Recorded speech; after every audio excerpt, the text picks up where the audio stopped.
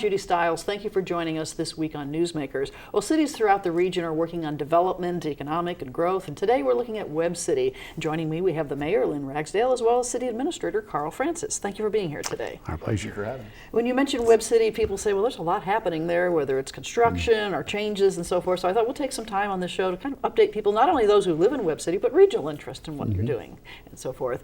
And Carl, I think it was about a year ago we were talking about a development on the east side of the town that you were working on, the East Road development, which at that time it was a process. Now you actually have things happening there. Yes, Centennial Retail and Industrial Park is well under construction now. We have Redemption Motorsports opened their doors. We have ECWB, who has built a strip mall that is about to open. We've had, he's moved his lawyer's office in there. There's some duplexes under construction. And then, of course, we have the big one, which is Atwood's, building a 65,000 square foot retail center. And then across the street from there, we have a hotel and convention center currently under contract and hopefully to be breaking ground here in the next few weeks. So would you say, as city leaders, this is happening as fast as you anticipated? Oh, and I'm not sure anything happens as fast as your wishes and whims would be. But once the first domino fell, which was an announcement about Atwood's, it seems like everything else was in play. And so we are about more than 75% of that property now is spoken for, under contract in some way, or being built on. And so we feel very good about that. And so what seemed very slow in starting, and what people looked at what's happening, well, it's behind the scenes. Now get ready, because it's going to pop out of the ground rapidly. So you're going to have a lot of changes in that area. It took some time to get that, as you mentioned, but it was a special project as well. It's just the rehab and things that were involved in that land. Yeah, the roundabout has probably been thought of as a dream over 10 years ago. It was built probably 5 years ago. The land sat kind of vacant for a while, but I think the council has been really good about making sure that what goes in there is what we need, and what best fits the community. I mean, we could have sold it to some used car salesmen or portable building sales types things in a minute, but we've looked for what fits the need of the community the best. Now, how do you work on deciding or looking at the needs of the community, the mix of what it takes? Well, there's a couple of things. One, if it's private land, we have very little to say about that. It's not government's job to tell a private person who they can sell their land to. That land just so happened to be mostly ours. And then with the roundabout, Carl, we can laugh about this. How many times were we criticized for having a roundabout to nowhere? And it appeared that way for a while, but we knew behind the scenes, just wait, and that land wasn't costing us to own. Let's see what it is. Well, probably a decade ago or so, something was done called a gap study, where it kind of identified what was missing in our city, from restaurants to maybe home improvement to groceries. I mean, it would just identify where in our community we need things, retail, commercial. And so waiting for those types of bites on our bait has been very beneficial for us, and we're not done yet. Those are the kind of things that we target and that we're hoping come our way. Now, you mentioned the Hotel Convention Center, which is a lot of people might be curious about that. That'd be a big first step for the community. Yeah, West Barnum, a local attorney, has a company called ECWB that has entered into a contract to build a 36-room hotel, motel, with attached to it a 30,000 square foot convention center. He's working real hard. I believe he's going to be breaking ground on the convention center in the next few weeks, if not the next week. I know he has his plans. He's ready to go. He's excited about it. We're excited about it.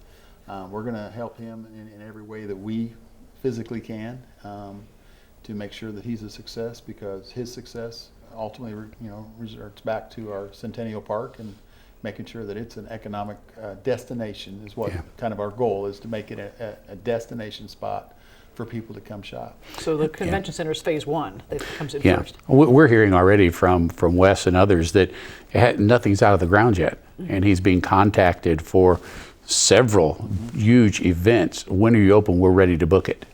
And not often does a business have that kind of buzz before they've even broken ground. But so what kind of events would we see in a convention center like that? Oh, examples, they have the weekend, arts and crafts fairs. They have, things like that, where they large sales, boat, car shows, sales, those kinds of things. So a big open expanse building. It's a big 30,000 square foot open building. So it really could house anything. And we've discussed even such things as traveling sports events once it gets the hotel open. Right. That would be very comfortable.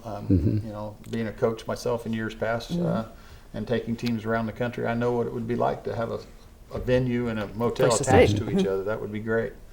We've talked about many different ideas and things that we can do to help promote Centennial Park. And that sounds like it's also a regional interest. I mean, we Yes. hear, Joplin's talking about convention needs throughout the region on the other side of the state line, and that there's needs to be meeting space throughout the region. There really is, and there's, you can find some huge meeting spaces around, I suppose, and then half a dozen smaller ones. This size of one is just not available. And so we're trying to fit a market. And I said and we're glad that he's trying that, but he's examined all of the options, and it looks like that's a market that's not hit well, and that's what he's going after.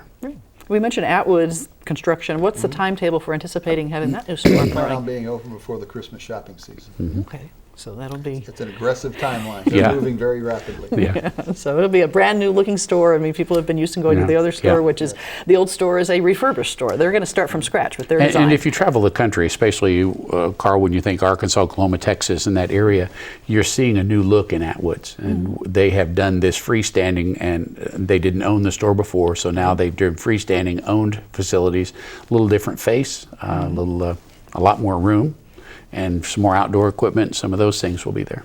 So things that they aren't able to offer now in the facility that Right. they have, and tying that together. Well, I know that you have a lot going on in the downtown area. There's always things happening there, and people might be curious, well, what's happening in downtown Webb City? Some of the things you might point out as some of the key We points. had a ribbon cutting just this morning for Broadway Burgers. They're 800 block of West Broadway, where the old Mucho Mexico location used to be. They've completely refurbished it. It's very nice now. And they're doing a burger and french fry type salad bar, lunch and dinner, and it's very nice. I was in there today, and it's very nice. So you're encouraging people to take those buildings and keep them going. If Yes. someone else doesn't use it, bring somebody else in. And we, on the main strip of downtown, Carl helped me out with some numbers if we know them, but when I arrived on the scene, most of downtown it just felt like was owned by absentee landlords that did nothing with the property. Buildings just sat there. Just sat there empty, and we now have almost all of them locally owned, with rehabs taking place on the main street downtown. Yeah, I don't know of any buildings downtown that have not changed ownerships from some of the past owners that and the new owners all now have ideas. I mean, things that they're going in the unoccupied buildings Right. currently. Right. We know that there are some major events planned in the old Burrington Glass Shop, in the Duke Malice building, right there in the 200 block. There are some major events planned, major business adventures that are going to be going in there very soon. And when you say that now they're all local owned? Yeah, I think so. I'm not familiar with any of the downtown buildings anymore that are owned by an absentee landowner. Some of them were, Right. And they had gotten under some really extreme disrepair. 27 and 29 has changed hands now, and we've now been able to get that into the hands of a local business owner who's planning on turning it into retail shops and upstairs loft apartments. So, we're moving there. I know that the old Bradbury Bishop location, they're looking at selling that. I know they've had it on the market. We're hoping that somebody would buy that and refurbish that once great location. So historic preservation going on at the same time as people Yes. are refurbishing and using these Yeah, buildings. we have a historic committee, and they do a really good job at my opinion, doing a balancing act. At making sure that we hold that integrity without becoming so restrictive nobody can afford to redo a downtown You building. can get really tight rules, or you can't touch this. We've building. observed from around the country that when that rope gets pulled too tight, people back off and you leave empty buildings. But we do want to maintain that integrity. And so far we're seeing some great buildings do that. Now, of course, you have focus on Route 66 going through town, too. Do you find that type of historic tie still continuing to benefit the community? Every day there's a historic group of motorcycles that are part of the group out of St. Louis, and that they come in and they actually bring people in from overseas, and they come through town on they're basically Their rented. tour across the country. Yeah. They're rented Yeah. motorcycles. It seems like every day there's a group of those. I actually got a chance to ride my motorcycle and meet a few of those here just not too long ago. It's a pretty popular thing for people from overseas to come over here and actually travel old Route 66. So they're seeing the parts of the United States you don't see off the interstates. And Webb City has grown population-wise. We're a very young population compared to other cities our size around the state. Right. And we have determined that our young people don't really know our history all that well. it just gets lost in the mix of everything. And so Route 66, as well as the mining and the railroad industry that was big in our area that connected to the mining, we're trying to build around all three of those components, whether it's King Jack Park or downtown, just kind of a way to make it nice, but also relive some of that history in our residents. So build that heritage up for the Yes, younger good generation word. to appreciate what you Yeah. have and tying that together. And do you still have cruise nights downtown? Yes, we do. I think they're the first weekend of every month. They have the cruise nights. They also are doing now the first Thursday of every month. They're doing the Concert in the Park series in King Jack Park. You know, if you haven't been to King Jack Park recently, you need to go check out the new splash pad and Yeah. pavilion. We have a 100-foot pavilion and a splash pad. It was said, somebody told me this the other day, Carl, that they had not been there, and they were talking to me there, and they said, if you haven't been to King Jack Park recently, you've never been there. Yeah. It's And totally different than what you I thought that was a The great last 5 comment. years, it's completely Yes. changed with the filling Yeah. of the old pit. Oh, yeah. And we have that nice grassland. We have the splash pad. We have Dawson Drive, which is now complete. Yeah. We have the pavilion, the pavilion has ties to the railroad and mining heritage. The splash pad has ties to the mining heritage. I'm not sure what the name of that thing is in the middle, but it has It something ties to do into with mining. mining. Yeah, It dumps yeah. water. But, you know, we had a couple of council members that really took heart and helped out with those projects, and we really appreciate the work that they had done. And that included the rail trolley being completely rebuilt to tune of thousands and thousands and thousands of dollars of donated funds. And just, it's exceptional. Yeah, we had trouble many times with the trolley breaking down. We won't have that problem again. No. It's there to provide that It service. has a brand new diesel locomotive that can't be matched Yeah. anywhere. And of course, that all ties into the multiple days a week that the infamous farmers market Right. meets. When you talk about that And park, people think, well, isn't that where the farmers market yes, meets? yeah. And that we just feel very blessed that they're all tied together in a way that makes sense, and the cooperation between Park Board, City Council, the folks running the farmers market, all of that works well. The Chamber of Commerce then comes in, and an events coordinator putting the concerts there. It's just it's a wonderful working machine. And then you're working together, you let people know what's going on in the community. I know you have a website that people Yes. can go to. The website, what do they look up to find that? It's www.webcitymo.org. Okay, which We also have several Facebook pages. We have a Webb City events page. We have, of course, the Webb City Chamber. Police and Fire both have Webb City or have Facebook pages. Right. You know, just about any place you type Webb City in Facebook, all those pages Yeah. will roll up. You know, so just you know, come check it out. You know, we're excited about what's going on in Webb City. We have tons of new projects. You know, we have infrastructure improvements going on that, you know, most people don't see. Those are the behind the scenes things. They're not as glamorous as a splash Right, pad. not the and- park, but it's Yeah. something Yeah. that makes the city work. Improvements down in the ball fields this year. The council has appropriated an enormous amount of money to upgrade our ball fields. They have really taken an action to make sure that those are quality fields now. And we've worked real hard to, you know, just do improvements in any place that we can. Yeah. You mentioned athletics and the sports being Yeah. a big part of those parks, that you have Yes. good facilities for those youngsters and Yes. their families to use. You know, our housing has exploded in the last 5-6 years. We're Yeah. probably averaging well over 100 residences a year, new residences. You know, and you know, you're going to need places for those to go, for those people to go. You know, it's a live, work, and play community. So you know, we're working hard to make sure the parks stay upgraded. I realize, you know, there's been a lot of effort in King Jack Park recently, but we haven't forgotten the other parks. We're going to go to them with some improvements coming too. So those other smaller parks or Yes. neighborhood type parks, they're still going to You know, have some and one work. of my goals, this sounds more political, I guess, but we recognize that across the scope of America, our tax base is rather low. We like it that way. And so we really want a good place to live, work, and play, as Carl said, but in a way that doesn't cost our residents a lot of money for things that still can provide for their families. And we really enjoy seeing families of every economic strata enjoying their time in Webb City, not believing, well, that's for people, I can't afford that. And so the splash pad, free. Some of those park events, free. Our Little League fields are phenomenal now, and keeping them up in a way that the fees can stay low enough all kids can participate.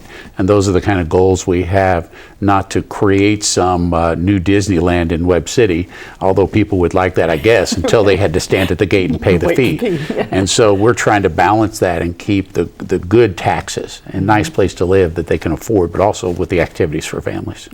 You mentioned the residential growth. Discuss how that ties into the city maybe keeping up with the infrastructure. If somebody's going to take what used to be an open field and put in dozens of houses, you've got to work together on the streets and the sewer. That's exactly what's been done in the last 3 years. We've had 60 and 80 acre fields that are now nothing but 50 and 60 homes. What that does is, the city is in great shape with our wastewater treatment plant. We're nowhere near capacity. So you can handle that growth. We can handle Yes. that. We're working on some additional water gallon per minute pumping. We want to increase our ability to pump gallons per minute. We're going through a study right now to place another well. That will help us there. We have the I&I collection system for our sewer plant that is, been under extreme repair for many, many years now. We've been working real hard to get those problems cleared up. And then the wastewater treatment plant is going to undergo about a $3.2 million revamping here in the next few weeks, we hope, to start. We've finally, it's been a 5-year process of collecting our permits, working with a team of people from the Department of Conservation, U.S. Fish and Wildlife, EPA, DNR. We've actually had a team working for about the last 5 years to put together a plan that will do nothing but help the environment versus what's been done in the past. So a new approach to handling Yes, this. definitely new approach. Well, We used to just put Carl would be hazardous waste. shy about telling you this, but his work on all of that with our neighboring communities of Oronogo and Carterville and our wastewater treatment has been huge as he balances all of the vying options at DNR, EPA, local municipalities to get this going. And I like to listen to random comments that are made by people from the state. And one said recently that we were the blight of the state when it came to how we had water problems in our wastewater and the zinc and all of these kinds of things. And he said because of what's happened in the last few years and currently right now, we will be the shining light that everybody in the state will come to see how it's done. So you're kind of That's a quite a turnaround. test project for the rest of the people to come Yes. look at. We've had basically all leaders of the federal environmental organizations and the governor here more than once, Right. Working together to end a problem that is there, and we all know there's no way you can solve it. It's The just lead and not- the zinc are just part of your past. Not going to end it. But you can treat it, and you can work with it, and you can create a compost topsoil product that will not harm the environment. And it sure won't harm the environment any more than in the past practice was to go out and dig a hole in a farm and take that topsoil and bring it somewhere. That just caused more, You're Yeah. just moving from one Yeah. place to another, right? moving the problem, not fixing it. So we're excited about what's about to happen. The bids are probably out today for the $2.75 million part of that project that's going to start the next few weeks. I believe the bids are back by July 15th. We will move rapidly after that. And Judy, nobody really appreciates this, but one of the most exciting things about our city is what happens when you flush. And we always laugh about that in our meetings, that as long as that is never known by our people, that's better. People don't think about They that. don't. We don't want them to think about it. We Work. want them to trust that that's all good, and we're just proud that we're kind of a model now for the state of how that's done well. Great. Well, as the city continues to grow, you also have police and fire coverage. As you build new neighborhoods, do you as a council and administrator look at the maps and say, okay, here's an area of town, what do we do to adjust that coverage? And The stuff like council has approved 3 in the last 2 years additional police officers to add to our force. The council has also discussed, and we have discussed internally about a second fire station. We know it's necessary. We know it's coming. We have done what we could so far to adapt to what we have, but we know there's another fire station in our future.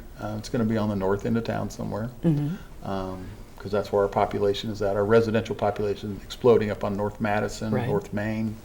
That's where the growth is going to come. So we've looked at it, but like I say, the council's already appropriated funds for advancements now. We've added to the police department already. They have purchased $500,000 fire truck recently to help with our response times. They're not afraid to. The council's not afraid to go out and spend money. They will do what's necessary, and I've been real proud to work. I've been working now for 11 years. It's just been exciting to watch the Webb City Council, and I realize there are locations that are not as fortunate, but we're pretty fortunate here in Webb City. So you have the revenue sources to help you provide these services in Webb City. Well, Centennial Park is hopefully that area that's going to keep that generated. Rooftops bring you things, obviously, people and there's property taxes and so on, but good revenue from commercial, retail, and industrial hopefully will also mitigate that and keep us moving in the right direction.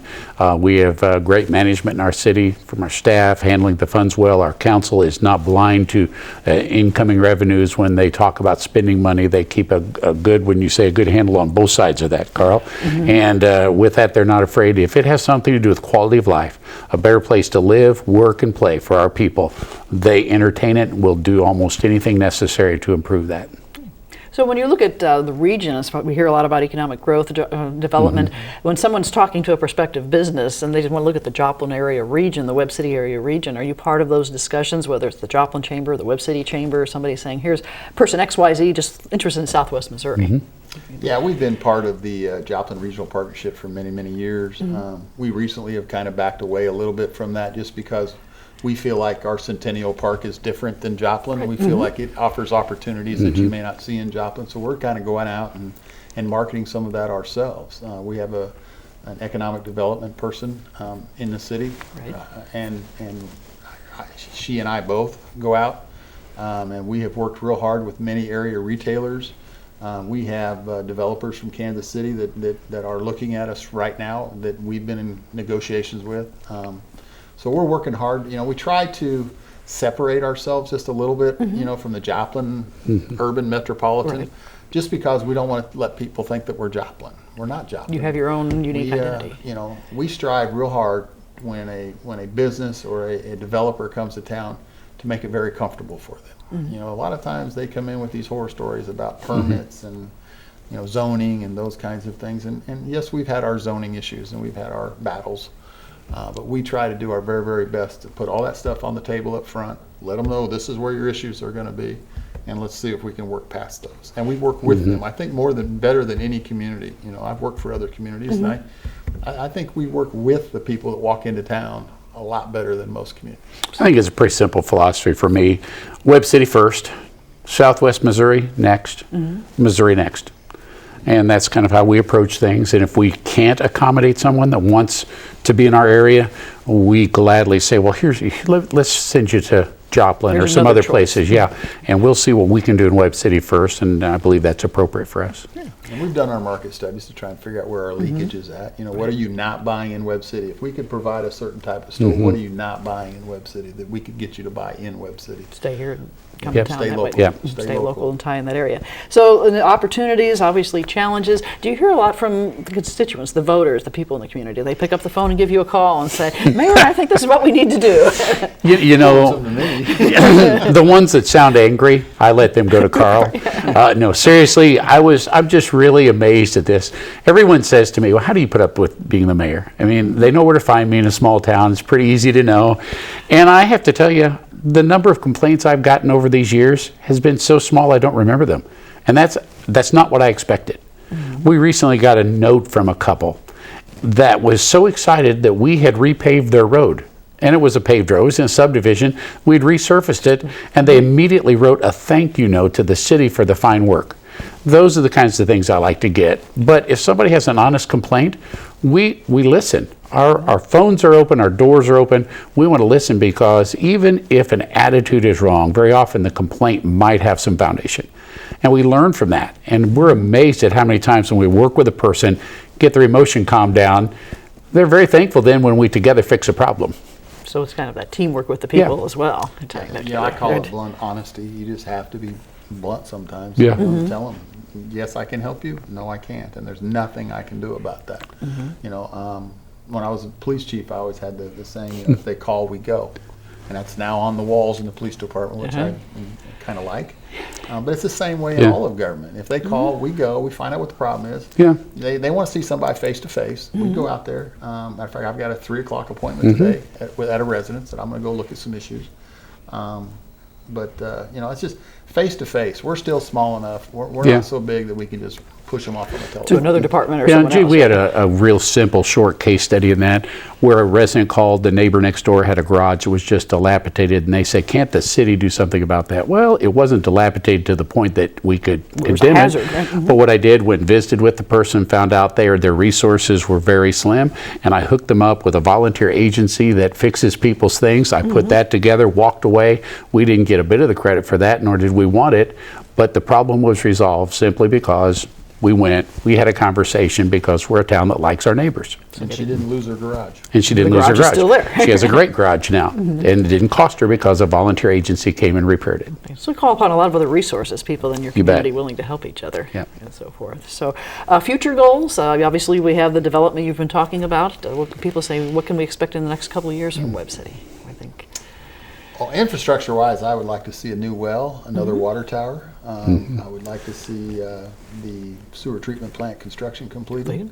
I would like to see the wetland vegetation get going.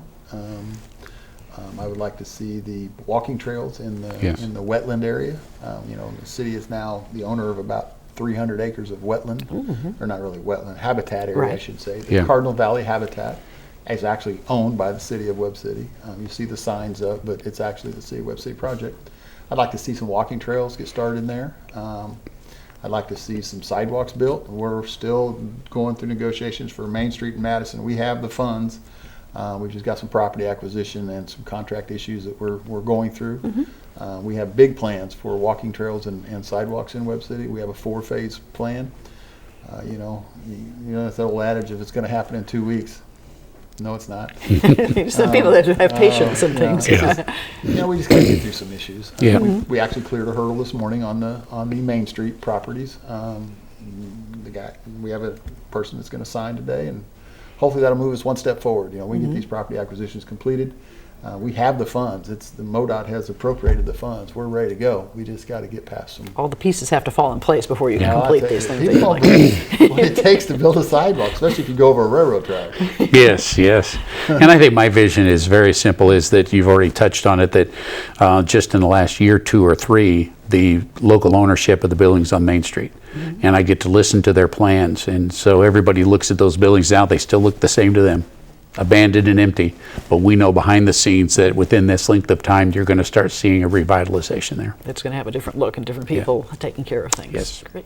Well, I would like to thank both of you for coming today and updating us on Webb City. And of course, people from throughout the region watch this program. So for your residents as well as the region, finding out what's happening. Thank you very much. Thank you for having us. You're welcome. And I'd like to thank you, the viewers, for joining us this week on Newsmakers. I'm Judy Stiles. I hope you can join me again next week at the same time on this station. We'll see you then.